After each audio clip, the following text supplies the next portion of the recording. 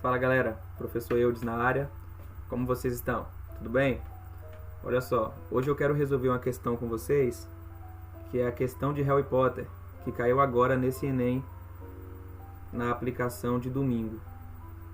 Então, eu como um fã de Harry Potter e um professor de matemática, essa questão não poderia ser melhor, né? Então eu quero compartilhar com vocês a resolução dela, beleza? Vamos lá.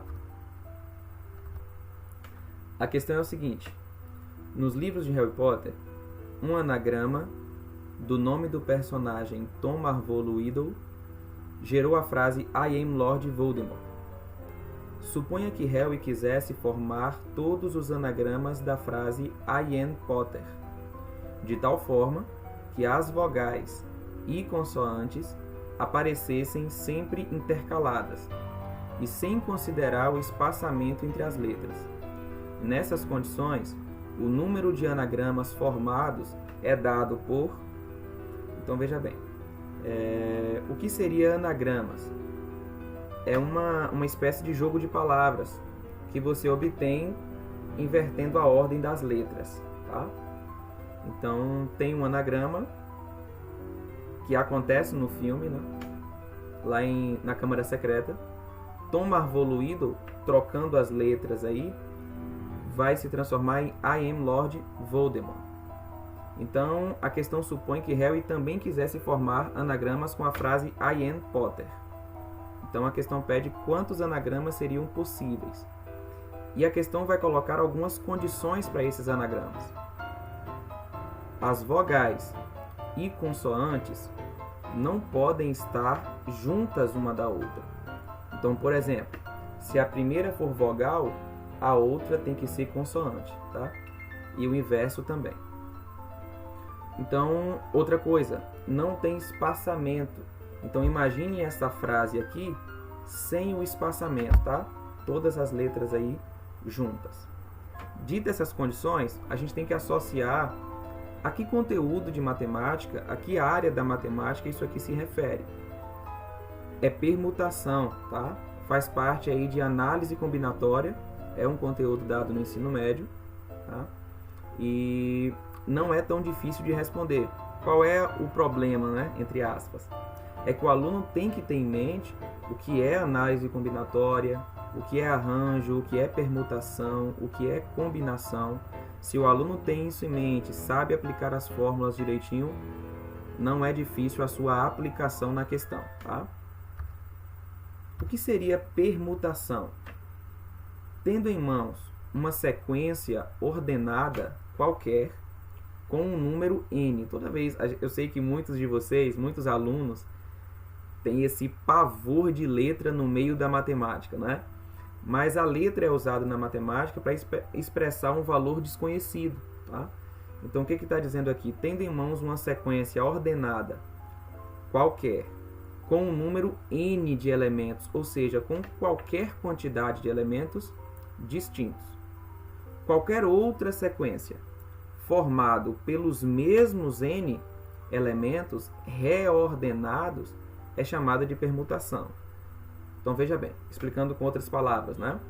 Permutação é sinônimo de trocar a ordem, embaralhar, trocar objetos de lugar, tá? Então o que é permutação? A gente tem uma sequência, não é? Seja de letras ou seja de números, tanto faz.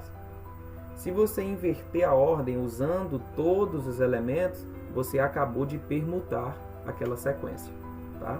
Então isso é permutação. Vamos resolver. Perceba aqui, a gente tem nessa frase aqui, I am Potter, I, A, O e E como vogais, ou seja, 4 vogais, não é? E além dessas 4 vogais, 5 consoantes. E o que a questão pede atenção aqui?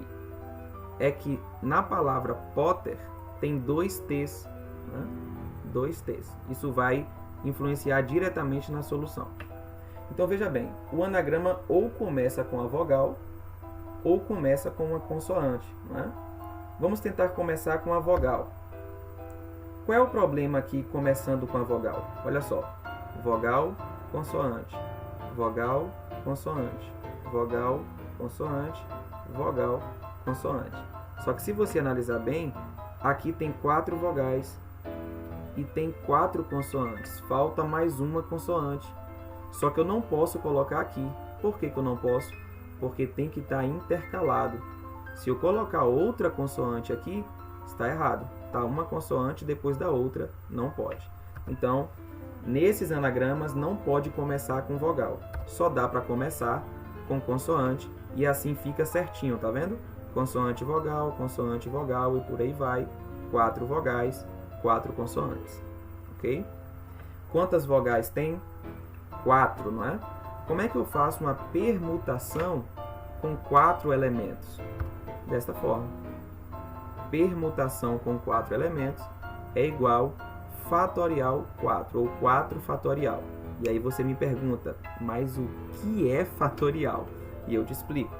Fatorial, 4 fatorial, por exemplo, é 4 vezes 3 vezes 2 vezes 1. É só você multiplicar de forma decrescente. Um outro exemplo, 5 fatorial é igual a quanto? 5 vezes 4 vezes 3 vezes 2 vezes 1. Ok? Isso é fatorial. Então, uma permutação com 4 elementos, basta eu fazer 4 fatorial. Tá?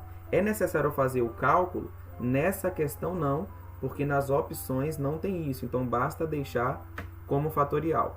Ok? Aí se liga.